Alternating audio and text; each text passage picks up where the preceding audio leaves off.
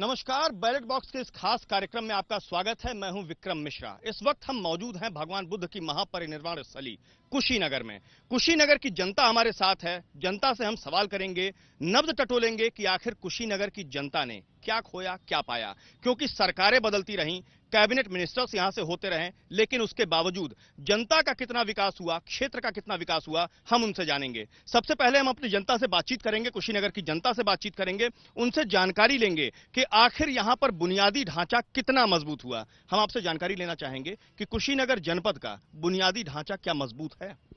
कुछ मजबूत नहीं है। यहाँ के स्थानीय विधायक और सांसद दोनों सत्तारूढ़ दल में हैं। उसके बाद भी क्षेत्र की किसी समस्याओं पर इनका कोई ध्यान नहीं जा रहा है। समस्याएं ज्यों की त्यों पड़ी हैं, ये लोग अपने स्वार्थ में डूबे हुए हैं। आपको क्या लगता है कि कुशीनगर में जितनी भी सुविधाएं होनी चाहिए थी वो सारी चीजें मुकम्मल हैं? मेरे देखने में कोई भी सुविधाएं मुकम्मल नहीं है। इन्होंने कहा अभी कि दोनों भी सांसद और विधायक सत्तारूढ़ से संबंधित हैं, लेकिन दोनों लोग अभी तक बुनियादी सुविधाओं पे कोई भी ध्यान नहीं दिया है। और मेरी जनता कुशीनगर की काफी पीछे है। हमको लग रहा है उत्तर प्रदेश ही नहीं, पूरे भारत में सबसे पिछड़ा जगह कुशीनगर है। कुशीनगर में आपको क्या लगता है कि सड़कों का संजाल क्या बेहतर है? यहां पर बुनियादी ढांचे की अगर बात करें तो जल समस्या, सड़क की व्यवस्था, ये सारी चीजें आप लोगों को मुहैया हो रही हैं? सड़क की व्यवस्था तो बहुत ही गड़बड़ है यहाँ की, और जल की व्यवस्था में भी कोई भी मतलब इस टाइप का कोई व्यवस्था नहीं है कि जहाँ पे पेयजल की स्वच्छ व्यवस्था हो। बरसात की अगर बात करें तो बरसात के बाद यहां पर जल भराव की समस्या जो है सबसे ज्यादा देखने को मिलती है। सबसे बड़ी बात अगर देखें तो जिस तरीके से सड़कों का यहां पर संजाल बिछाने की बात कही जा रही थी, तो सड़कों में कहीं ना कहीं गड्ढे साफ तौर पर देखने को मिले। क्योंकि जब एपीएन की टीम आ रही थी गोरखपुर से कुशीनगर के बीच में, तो तमाम उन जगहों पर जमाव, जल जमाव निश्चित तौर पर देखने को मिले। इसके साथ में कहीं ना कहीं यातायात और परिवहन व्यवस्था को लेकर के भी वहां पर समुचित व्यवस्था देखने को नहीं मिली। हम आपसे जानकारी लेना चाहेंगे, क्या आपको यहां पर समुचित सड़कें मिल रही हैं? कुछ भी नहीं। कुशीनगर को समुचित सड़कें क्या, आप हर मुद्दे पर कुशीनगर सबसे पिछड़ा जिला है। दो यहाँ सत्तारूढ़ दल के लोग हैं, एक कैबिनेट मंत्री हैं, यहाँ कुशीनगर के विधायक हैं, और एक यहीं के सांसद हैं। सबसे पहली प्राथमिकता यहाँ की सबसे ज्यादा हताश कोई है तो नौजवान और किसान है।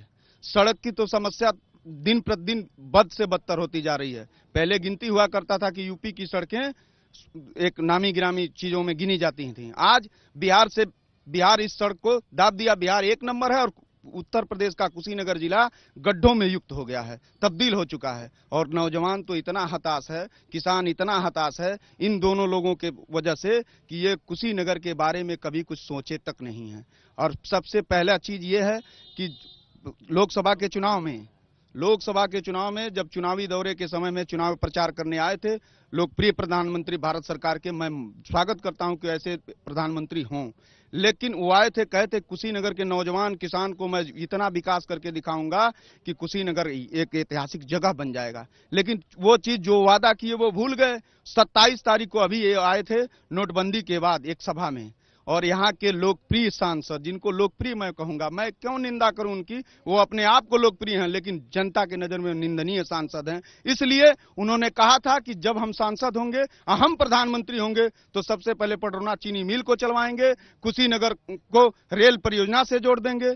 लेकिन जब ये नोटबंदी के बाद आए तो यहाँ उसके बारे में उनका ध्यान तक नहीं गया। और सांसद जी मंच से कहे कि जब देने वाला बड़ा हो तो मांगने वाले की औकात नहीं होती है। तो जब आपकी औकात नहीं, जनता के प्रति कुछ मांग नहीं सकते हैं, तो आपको सांसद होने का कोई नियत नहीं है, आप सांसद के लायक नहीं हैं।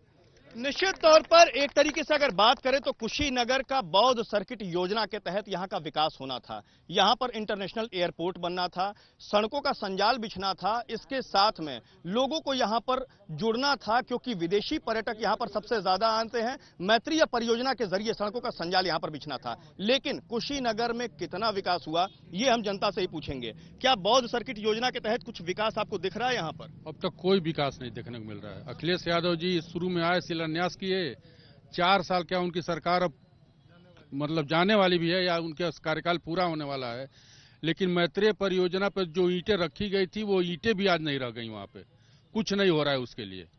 आपको क्या लगता है कि इंटरनेशनल एयरपोर्ट बनाने की बात कही जा रही थी, विदेशी पर्यटकों को यहां से जोड़ने की बात कही जा रही थी, रोजगार का सबसे ज्यादा साधन जो है वो पर्यटन के जरिए यहां पर मिलेगा, बॉल सर्किट के तहत इसका विकास होना था, कुछ विकास आपको दिख रहा है यहां पे? अभी तो विकास देखने में नहीं आ रहा है। मुख्यमंत्री महोदय हैं, केंद्रीय मंत्री वो कलराज मिश्र जी हैं, लेकिन इन लोगों के मिले जुले विचारों से कहें या इनके अकर्मण्यता से कहें, मेरी कुशीनगर की जनता, कसिया की जनता, पूरे भारत में मैं दोबारा बोल रहा हूं कि सबसे पिछड़ी हुई जनता है। और मैं इस जनता के तरफ से मैं एपीएन चैनल के लिए ये धन्यवाद करना चाहता हूं कि आप लोग जाके इस समाचार को पहुंचाएं दूर दूर तक, ताकि यहाँ के जनता के लिए वो लोग कुछ कर सकें, यहाँ की जनता भी चैन की नींद सो सके, विकास के रास्ते बढ़ सके। इसके लिए आप लोगों का हम धन्यवाद करते हैं। धन्यवाद। अगर बात करें यहां पर तो बिजली व्यवस्था को लेकर के सरकार ने ये दावे किए थे कि जो जिला मुख्यालय है वहां पर 22 से 24 घंटे बिजली मुहैया होगी, ग्रामीण स्थलों पर 16 से 18 घंटे बिजली मुहैया होगी। हमारे साथ लोग जुड़े हुए हैं, हम उनसे जानकारी लेते हैं। आपको क्या लगता है यहां पर बिजली व्यवस्था कैसी है? बिजली व्यवस्था तो ये तो शहर है, भी यहाँ की स्थिति बहुत दयनीय है। गांव में चले जाइए तो वहाँ तो पता चलता है 2-2 दिन लाइटें नहीं आती हैं, ट्रांसफार्मर जल जाता है या तार गिर जाता है। किसके पास आप जाएंगे, क्या कंप्लेन करेंगे, कोई सुनने वाला नहीं है। तो बिजली व्यवस्था, सड़क की व्यवस्था या स्वास्थ्य की व्यवस्था, किसी भी मामले में कुशीनगर इतना पिछड़ा इलाका तो कहीं नहीं है। हम अगर लखनऊ जाते हैं या अन्य जगह जाते हैं, माननीय जहाँ मुख्यमंत्री जी हैं, लखनऊ की व्यवस्थाएं को देखिए और एक ग्रामीण अंचल की व्यवस्थाओं को देखिए, कथनी और करनी में तो बहुत अंतर है। धरातल पे कुछ नहीं है, एकदम जीरो है। निश्चित तौर पर जनता परेशान है। कारण यह है कि कागजों पर कार्रवाई हो जाती है, कागजों पर योजनाओं का निर्माण हो जाता है, लेकिन विकास धरातल पर नहीं उतर पाता है। आपको बिजली मुहैया हो रही है, मैसर हो रही है? नहीं, 1 हफ्ता तक बिजली नहीं जाता है गांव में। अरे ये परेशानी हमारे है जो हमारे नाम से जमीन है, पट्टा के जमीन दिया गया है, सरकार हमको दिया गया है, पट्टा के जमीन नवीनपट्टी पट्टा है, उस पर हमें 2 बार कब्जा लिया है पूरा शासन के साथ। आज शासन में हमके दे दिया है, अब 2 दिन बाद में जाकर हमें मार के घायल करके आके 308 के मुकदमा थाना में किया है।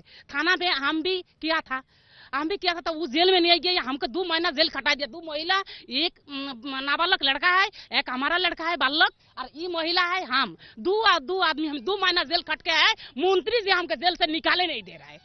निश्चित तौर पर जनता जो है वो परेशान है, क्योंकि यहां पर बिजली की बदहाली जो है वो देखने को मिल रही है। पूर्वांचल का यह इलाका है, काफी गौरवशाली इतिहास रहा है इसका, बुद्ध की महापरिनिर्वाण स्थली रही है। और तमाम, अगर एजुकेशन लेवल की बात करें, शैक्षिक योग्यता की बात करें, तो पुरातन समय में काफी ज्यादा व्यवस्थित यहां पर स्कूल हुआ करते थे, लोगों को यहां पर अच्छी शिक्षा मिला करती थी। हमारे साथ तमाम युवा भी जुड़े हुए हैं। क्या आपको यहां पर शिक्षा व्यवस्था यहां पर ठीक लगती है? जी सर, हम मंत्री जी के बारे में कुछ कहना चाहते हैं जी को।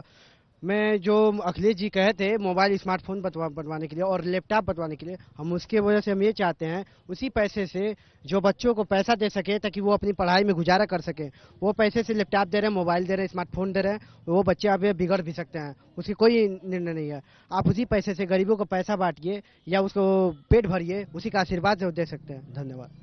स्कूल व्यवस्था की बताइए, शिक्षा व्यवस्था, युवा हैं आप, पढ़ते होंगे। जी, युवा व्यवस्था तो कुछ ठीक नहीं है। क्लास करने में कभी कभी गए हैं तो 2-4 घंटी चलती है, फिर 3-4 घंटी कहीं खाली जाती है, उसमें हम कुछ कर नहीं सकते। आपको क्या लगता है यहाँ पर शिक्षा व्यवस्था जो है वो व्यवस्थित है? नहीं सर, ऐसा कुछ नहीं है यहाँ पर, ऐसा कुछ नहीं है। और जो है ये हमारा कुशीनगर इंटरनेशनल लेवल पर हमारा कुशीनगर जिला है, जो कि पूरे जो है स्टेट के लोग, पूरे अदर कंट्री के लोग भी यहाँ पर आते हैं और देखते भी हैं और जानते भी। लेकिन ऐसा कुछ यहाँ पर शिक्षा व्यवस्था कुछ नहीं है, कुछ नहीं है। यहाँ के लड़के गोरखपुर जाते हैं, यहाँ के लड़के लखनऊ जाते हैं, दिल्ली जाते हैं और तमाम जगहों पर जाते हैं, लेकिन सर ऐसा कुछ यहाँ व्यवस्था है ही नहीं है। निश्चित तौर पर अंतर्राष्ट्रीय पटल पर अपना नाम कमाने वाला, स्टेट का नाम रोशन करने वाला कुशीनगर जिला बदहाली के दौर से गुजर रहा है। आपको क्या लगता है कि यहाँ पर स्वास्थ्य व्यवस्था कैसी है? सर बहुत गलत है। यहाँ तो सबसे बड़ी बात है कि राशन कार्ड बना है सर, राशन कार्ड बना 80% बड़े आदमी लोगों को बना और गरीबों को किसी को नहीं बना सर। निश्चित तौर पर जिस तरीके से अगर देखा जाए कि यहाँ पर जो बातें की जा रही थी, जो कथनी कही जा रही थी, लेकिन करनी जो है वो कहीं ना कहीं उसमें अंतर साफ तौर पर देखने को मिल रहा है। हमारे साथ तमाम और भी लोग जुड़े हुए हैं, हम आपसे जानकारी लेना चाहेंगे। क्या यहाँ पर स्वास्थ्य महकमा ठीक तरीके से काम कर रहा है? यहाँ पर जब आप जाते हैं हॉस्पिटल्स में, दवाइयां आपको मिलती हैं? क्योंकि सरकार ने दावा किया था कि दवाई और पैथोलॉजी, एक्सरेज, ये सारी चीजें निःशुल्क होंगी। ऐसा कुछ नहीं है सर। यहाँ जाने पे पुरानी नोट बंद हो गई थी, 500 के नोट लेके वहाँ जाते थे, फिर भी ऐसा कुछ नहीं करते थे। और हॉस्पिटल की तो बिल्कुल दयनीय स्थिति है कसिया कुशीनगर में, स्पेशली कसिया की स्थिति। वो लोग अंदर बैठे रहते हैं और ऐसा कुछ नहीं करते हैं, और जो मरीज है वो तड़पता रहता है, फिर भी वो लोग कुछ नहीं करते हैं और सामने तक नहीं आते हैं। निश्चित तौर पर जिस तरीके से अगर देखा जाए तो कथनी और करनी में यहां पर अंतर देखने को मिल रहा है, क्योंकि यहां पर कैबिनेट का भी मंत्री है, इसके अलावा देखा जाए तो राज्य मंत्री भी जो है वो भी यहां पर उपलब्ध है, लेकिन उसके बावजूद यहां पर जो व्यवस्था है वो मुकम्मल नहीं है। आपको क्या लगता है यहां पर कि स्वास्थ्य महकमा, आप लोग जब जाते हैं, चूंकि समाजवादी पार्टी की सरकार है, उसने दावा किया था कि एक्सरेज, पैथोलॉजी, ये सारी चीजें निःशुल्क होंगी, दवाइयां निःशुल्क वितरित होंगी, डॉक्टर्स अवेलेबल होंगे, आपको क्या लगता है कसिया कुशीनगर में सब कुछ ठीक है? कसिया प्राथमिक स्वास्थ्य केंद्र पर इस तरह की कोई व्यवस्था नहीं है। डॉक्टर भी समय से उपलब्ध नहीं रहते हैं, दवा तो मिलने का कोई सवाल ही नहीं है। पैथोलॉजी और एक्सरे की जो बात कर रहे हैं वो भी कहीं वो कोई सिस्टम में कोई बात नहीं है। कहने की बात अलग है और करने में तो कुछ नहीं, धरातल पे कुछ नहीं दिखाई देगा आपको, आप खुद जाकर देख लीजिए। आपको क्या लगता है कि यहाँ पर पैथोलॉजी और एक्सरेज के लिए आप लोग यहाँ पे हो जाता है आपका काम, या फिर उसके लिए भी आपको रेफर होना पड़ता है? उसके लिए भी यहाँ से वो लोग तुरंत रेफर कर देते हैं। जो दबंग लोग हैं उनके लिए कुछ सुविधाएं हैं, लेकिन जो गरीब जनता है, छोटे लोग हैं, वो लोग जाते हैं, उनकी बातें नहीं सुनी जाती हैं। डॉक्टर हो या पैथोलॉजी वाला हो, जो भी हो, सब उनको डांट के हटा देते हैं, लोग बेचारे चले जाते हैं। जो भी प्राइवेट है वहाँ जिनकी शक्ति होती है जाते हैं, जो गरीब लोग हैं नहीं जाते हैं, दवा बिना मर जाते हैं, कोई पूछने वाला है नहीं। सरकार ने दावा किया था कि पिज्जा से पहले अब पुलिस आएगी, क्योंकि डायल 100 परियोजना का शुभारंभ कर दिया गया था और 20 मिनट के भीतर पुलिस यहां पर उपलब्ध होगी। हमारे साथ कुशीनगर की जनता है, हम उनसे जानकारी लेंगे। क्या पुलिस पिज्जा से पहले पहुंच रही है? अपराधों पर लगाम लगाया गया है, क्योंकि बिहार से लगा हुआ यह इलाका है और कहीं ना कहीं अपराध के लिए भी सबसे ज्यादा जाना जाता है। हम उनसे जानकारी लेते हैं। क्या आपको लगता है कि यहां पर पिज्जा से पहले पुलिस पहुंच रही है और अपराध पर नियंत्रण किया गया है? अभी तत्काल 100 नंबर डायल कीजिए, 1 घंटे बाद ही पुलिस नहीं आएगी। यहाँ इन्हें पैसा चाहिए, बिना पैसे कोई काम नहीं होता है इस सपा सरकार में। निश्चित तौर पर कहीं ना कहीं जनता जो है वहां पर परेशान है। आप कुछ कहना चाह रहे थे? जी, हम कह रहे हैं कि आखिर फसलें सूख जाएगी तब नहर में पानी आएगा का? प्रदेश सरकार के क्या किसानों के प्रति कोई चिंता नहीं है, यही कहना चाह रहे हैं। पुलिस के बारे में बताइए। क्या पुलिस के बारे में तो सर पुलिस एकदम लापरवाह है। पुलिस एकदम लापरवाह। आप 100 नंबर पर फोन कीजिए, घंटों का 2-2 घंटा लग जाता है देहात परिक्षेत्र में, और पुलिस आती है तो कहती है क्या करें, हम यहाँ फंसे थे वहाँ फंसे थे, ठीक ना, और जाइए थाने पर तो खुला घूस मांग रही है। 2000 दो, 4000 दो, तब FIR नोट करेंगे, दर्ज करेंगे, नहीं तो कोई सुनने वाला नहीं। आप क्या कह रहे थे? आप कह रहे थे जो गाड़ी गुजरती है चौराहे से, वहाँ से 10-10 रुपया मांगा जा रहा है, वहाँ खुलेआम घुसखोर है। दूसरों को क्या दिख रहा है, अपनी आंख से खुद देख रहे हैं हम लोग। वहीं चौराहे पर हम लोग को दुकान है, वहाँ खुलेआम घुस लेते हैं बिना, अगर गाड़ी घुस नहीं देता है उसका 10 रुपया 5 रुपया उसको नहीं दिया तो गाड़ी खड़ी कर दी जाए 2-3 घंटे, उसके बाद उसको परेशान किया जाता है। जिसका वो माल होता है, वो सौदा होता है, वो जा नहीं पाता, वो परेशान, बिजनेसमैन परेशान हो जाता है। ये गरीबों को नष्ट दिया जा रहा है। निश्चित तौर पर अगर अब बात करें सबसे मूल चीजों की, तो भारतवर्ष की तकरीबन 70% जनता जो है वो खेती पर आधारित रहती है, खेती करती है। कुशीनगर का खेती का रकबा भी काफी बड़ा है। अब यहां पर जानकारी लेते हैं, क्योंकि जिस तरीके से कहा गया था कि नहरों की शिल्ट सफाई कर दी गई है, उसमें पानी उपलब्ध करा दिया गया है, किसानों को उर्वरक, बीज, खाद, ये सारी चीजें निःशुल्क प्रोवाइड की जा रही हैं। तमाम कृषक हमारे साथ जुड़े हुए हैं, आपसे हम जानकारी लेना चाहेंगे। क्या नहरों की सफाई व्यवस्था मुकम्मल हो गई थी? पानी आपको मिल रहा था? उर्वरक, बीज, सारी चीजें थी आपके पास? देखिए, ये किसानों के साथ कोराम मजाक है। ये जो कथनी और करनी में आपसे पहले बताया था कि सरकार की कथनी और करनी में बहुत अंतर है। पानी की बात छोड़िए, आप जाकर नहरों में देख लीजिए, कहीं कोई पानी नहीं है। सिंचाई का समय है, पानी की व्यवस्था नहीं है। बिजली भी समय पर नहीं है, जैसे कहा गया था कि बिजली से पन भी चलेगा, वो भी व्यवस्थाएं नहीं है। खाद बीज की भी किल्लत रही है किसानों को। खाद तो खैर पर्याप्त मिला है, लेकिन पुरानी नोटबंदी के चलते लोग परेशान हुए, उसमें भी कुछ छूट आया, तो इसलिए अभी पानी की तो कोई व्यवस्था फिलहाल नहीं दिख रही है। खेती की अगर बात करें तो आप लोग क्या कहना चाहेंगे? यहाँ पर आप लोगों को समुचित व्यवस्था मिल रही है, क्योंकि यहाँ पर उर्वरक, बीज, खाद, ये सारी चीजें आपको मुहैया हो रही हैं?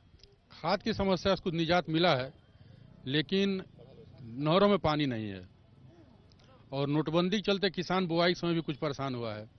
निश्चित तौर पर नोटबंदी का असर, जिस पे हम आगे चल के चर्चा जरूर करेंगे, लेकिन सबसे बड़ी बात यह है कि जिस तरीके से दावे किए गए थे, वायदे किए गए थे, तमाम चीजों को बयां किया गया था कि किसानों के चेहरे से शिकन गायब होगी, मुस्कुराहट आएगी। जिस तरीके से नहरों में पानी, इसके अलावा खेतों में बीज और उर्वरक, ये तमाम सुख सुविधाएं जो हैं वो किसानों को मुहैया कराई जाएंगी, इसका दावा सरकार ने किया था। लेकिन असल हकीकत, जमीनी हकीकत उलट है। अगर बात करें तो भय, भूख, भ्रष्टाचार से मुक्ति और शिक्षा, सुरक्षा और स्वाभिमान, इसको लेकर के दावे पेश किए गए थे कि ये सारी चीजें, सारी व्यवस्थाएं मुकम्मल लोगों को मिलेंगी, सारी सुख सुविधाएं लोगों के पास जाएंगी, क्योंकि सरकार नहीं जन सेवक चुने जा रहे हैं। कितना फायदा लोगों को मिल रहा है, हम उनसे जानकारी ले रहे हैं। हमारे साथ तमाम लोग जुड़े हुए हैं, हम उनसे जानकारी ले रहे हैं। क्या आपको सारी चीजें यहां पर मिल रही हैं? भय, भूख, भ्रष्टाचार से मुक्ति, शिक्षा, सुरक्षा, स्वाभिमान को लेकर के भी यहां पर दावे किए गए थे। भैया, सबसे पहले मैं भय पे बोलना चाहता हूं कि मुख्यमंत्री जी, माननीय मुख्यमंत्री जी अखिलेश जी के सोच तो अच्छे हैं कि हम भय से, भ्रष्टाचार से मुक्ति दिलाएं, लेकिन उनकी पुलिस जो पिट के जा रहा है थाने पे, सबसे पहले 500 रुपए उनसे लिया जा रहा है कि पैसे दो तब हम चल रहे हैं, और जब 500 रुपए लेके उधर से जाया जा रहा है, उसको लाके बैठाया जा रहा है। दोनों पक्षों को दबाव देके और सुलह किया जा रहा है, समझौता कराया जा रहा है। बस मुख्यमंत्री जी से यह मेरा आग्रह है, इस एपीएन चैनल के माध्यम से, कि वो अपने पुलिस व्यवस्था पे सबसे पहले कड़ा अख्तियार करें, ताकि उनके जो सपने हैं इस प्रदेश को उत्तम बनाने का, तो वो उसमें सफलता मिलेगी, और नहीं तो फिर पुराने ढर्रे पे चलेंगे, हालत खराब हो जाएगी बसपा के जैसे। निश्चित तौर पर लॉ एंड ऑर्डर की समस्या सबसे ज्यादा है। हमारे साथ कुछ महिलाएं भी जुड़ी हुई हैं, उनसे भी हम जानकारी लेते हैं कि आखिर उनको कितनी सुविधाएं मिल रही हैं, क्योंकि 1090 का सहारा उनको दिया गया था, 100 नंबर डायल 100 जो है उसकी योजना शुरू की गई थी। आपको क्या लगता है कि आप सुरक्षित हैं? आपको यहाँ पर भय लगता है? भय लगता है सर, सुरक्षित नहीं है। पुलिस जाता है, दरखास्त दिया जाता है, पुलिस जाता है, उधर से पैसा लेता है, इधर से पैसा लेकर बस खत्म कर देता है। वो दरखास्त का कोनो मान नहीं होता है, महिला का कोनो मान ही नहीं है, ना दावा बिरक कुछ नहीं मिलता है कभी। आप कुछ कहना चाह रहे थे? जी सर, सबसे सर पहले मैं ये बात कहूंगा कि ये हमारी सौभाग्य की बात है कि हम लोग कुशीनगर जनपद में पैदा हुए हैं, लेकिन सबसे दुर्भाग्य की बात यह है कि यहाँ कोई नेता नहीं पैदा हुआ जैसा कहना चाहिए। यहाँ तो नेता सब हो जा रहे हैं, लेकिन ध्यान गरीब लोगों पे किसी का नहीं है। और हमारे डॉक्टर भीमराव अम्बेडकर जी संविधान बनाए कि शिक्षा, सुरक्षा, स्वास्थ्य और रोजगार, 4 चीज। शिक्षा की बात करें तो यहाँ कोई इंजीनियरिंग कॉलेज नहीं है, यहाँ बच्चों को दूर दूर तक जाना पड़ता है पढ़ने के लिए। सुरक्षा की बात करें तो प्रशासन यहाँ सबसे लापरवाह है, आप कोई भी बात लेके जाइए तो वहाँ कोई सुनवाई नहीं है। मामूली एक फोन आपकी खो जाए, उसके लिए सिम कार्ड चालू कराना हो, आपको FIR थोड़ा सा दरखास्त देना हो, उसके लिए भी घूस मांगते हैं वो सब। रह गई बात स्वास्थ्य की, हॉस्पिटल में चले जाइए, डॉक्टर सब नहीं मिलेंगे। पैथोलॉजी में जाइए तो पैथोलॉजी बाहर से करा के लेके आओ, दवा बाहर से खरीद के लेके आओ। फीस की बात है तो क्या फीस क्या बचना है, उन लोग की कमीशन जो है दवा में बनी रहती है। और रोजगार की बात करें तो सबसे ज्यादा बेरोजगारी तो यहाँ पे है कुशीनगर जनपद में, तो उसकी वजह से यहाँ कोई चीज सही नहीं है और सबसे पिछड़ा हुआ वर्ग पूर्वांचल है। Thank you. निश्चित तौर पर पूर्वांचल का ये जिला जो कभी गौरवशाली अतीत के साथ भविष्य का निर्माण करने की बाट जोह रहा था, वो कहीं ना कहीं बदहाली की स्थिति में है। आप कुछ कहना चाह रहे हैं? हेलो सर, हम अखिलेश जी से एक मैसेज देना चाहते हैं कि हम लोग बाहर कंट्री में जा रहे हैं, गल्फ कंट्री के लिए, लेकिन हमको 2000 रुपए मिल रहा है। हमको टिकट लेने के लिए, पासपोर्ट लेने के लिए, अपना सामान भी गिरवी रखने के लिए हमारे पास टिकट है, हम दिखा रहे हैं, लेकिन हमको नहीं मिल रहा है, सुविधा नहीं मिल पा रही है। अखिलेश जी इसका निदान करवाएं और शासन के प्रति जो भी हमारा चालान हो रहा है, चाहे जो भी हो रहा है, अनर्गल चालान हो रहा है। टिकट हमारे पास, हम अपना गिरवी सामान रख करके नहीं कर पा रहे हैं, ताकि हमारा कुटीर उद्योग से आगे बढ़े। इसके लिए ये सोचना पड़ेगा अखिलेश जी को, और ये मैसेज जाना चाहिए और सबकी कि हमारी कुटीर उद्योग सारा चीज का हमारा प्रतिबंध हो रहा है। इसके लिए हम 2 मिनट यहाँ टाइम दे करके हम विशेष दे रहे हैं कि हमारा बस स्टॉप पर गाड़ी मिले समय से, और सुशासन हो, न कि अथी हो। प्रशासन को भी सुधारा जाए। यहाँ जो भी अधिकारी आता है, जो भी नेता आता है, सब वादे करके जाते हैं, कोई काम नहीं करता है, अच्छे से काम नहीं करता है। इसके लिए सब आदमी कमाने के लिए चाहे कुछ के लिए सोचता है, शिक्षित है, सब कुछ है, लेकिन फिर भी हमारा अथी नहीं हो पा रहा है सही से, पैसे का और अभाव से हम लोग झेल रहे हैं। निश्चित तौर पर कहीं ना कहीं जिस तरीके से बदहाली की व्यवस्था यहाँ पर देखने को मिल रही है, वो साफ तौर पर जाहिर हो रही है, क्योंकि जनता जो है वो परेशान है, पशोपेश में है कि सरकार तो उसने चुना, विकास के नाम पर चुना, लेकिन विकास यहाँ से नदारद है। अगर बात करें यहाँ पर तो किसी दौर में चीनी का कटोरा कहा जाने वाला कुशीनगर, अब देखा जाए कि यहाँ पर लोगों को जब रोजगार के लिए, रोजगार के अवसर तलाशने के लिए कहीं बाहर निकलना पड़ता है, तो कितनी समस्याएं उनको देखने को मिलती हैं। हमारे साथ कई लोग और जुड़े हुए हैं।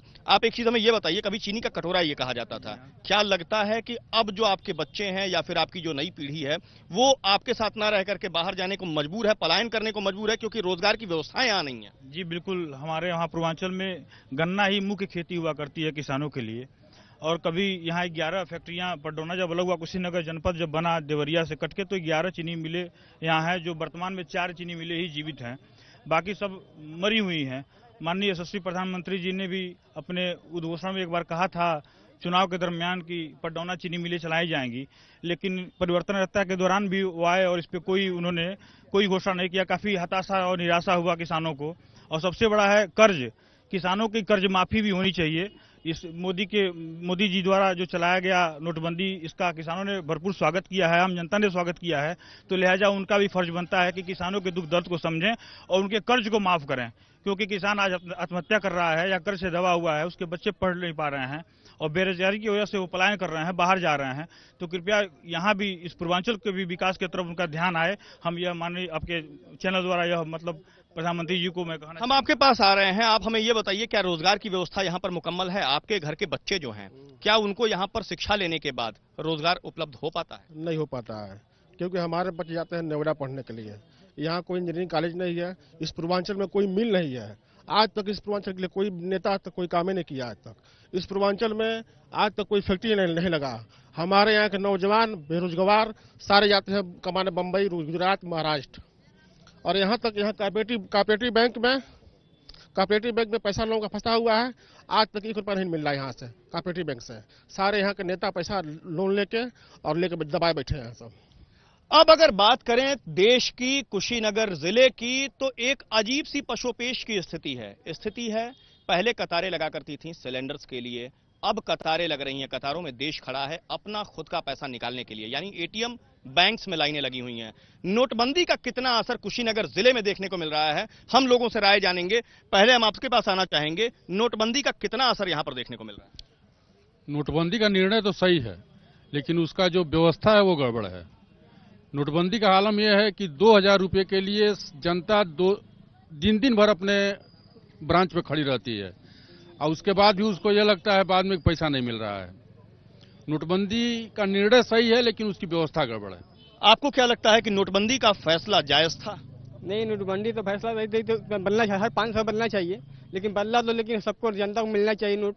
और मिले तो कभी खेती बाड़ी हो सके और भी घर का काम हो सके, दवा भी हो सके, लड़कों का हो सके, और भी जो काम करना चाहें अभी तो अपना समय हो जाए तो ये अच्छा है हम लोग को। आप युवा हैं, आपको क्या लगता है कि नोटबंदी का फैसला ठीक ठाक है?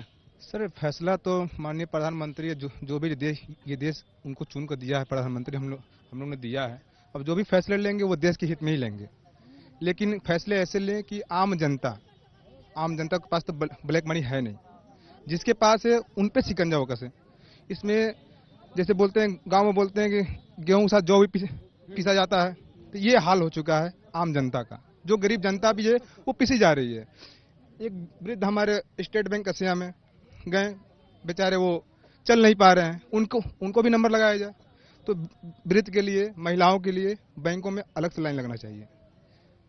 और ये जो है नोटबंदी, ये उनका मानना है अच्छी चीज है। निश्चित तौर पर नोटबंदी का जो मिला जुला असर है वो देखने को मिल रहा है, लेकिन सबसे बड़ी बात यह है कि मिशन 2017 का काउंटडाउन शुरू है। इसके साथ में देश की जनता वो ना कहीं 50 दिनों का जो काउंटडाउन है, प्रधानमंत्री जी की तरफ से जो वायदे किए गए हैं, उस काउंटडाउन को लेकर के भी कहीं ना कहीं जानकारी ले रही है। हमारे साथ तमाम साथी और भी जुड़े हुए हैं, हम उनसे जानकारी लेंगे। नोटबंदी का क्या फैसला जायज है? क्या कुशीनगर में इसका कितना असर आप देखते हैं? देखिए, कुशीनगर में नहीं, हम पूरे उत्तर प्रदेश की मैं बात कर रहा हूं और पूरे भारत की।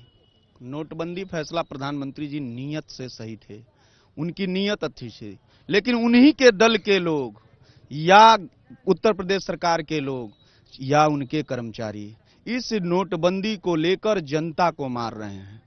सबसे पहली चीज है बैंक का कर्मचारी।